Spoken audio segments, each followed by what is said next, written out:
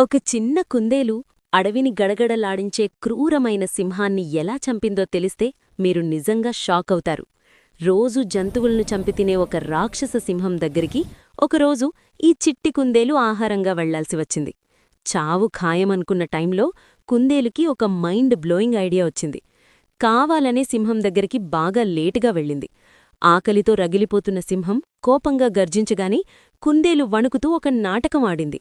మహారాజా, దారిలో నన్ను ఇంకో సింహమాపింది. ఈ అడవికి తానే రాజునని సవాలు విసిరింది అని చెప్పింది. ఆ మాట వినగానే సింహం ఇగో హర్ట్ అయింది.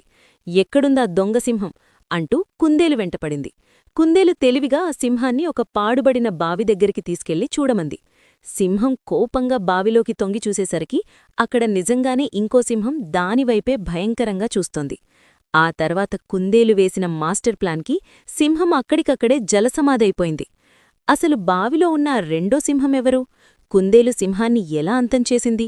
ఆ ఉత్కంఠభరితమైన పూర్తి కథ చూడ్డానికి వెంటనే మన తెలుగు వర్డీ టేల్స్ ఛానల్కి వెళ్ళి చూసేయండి.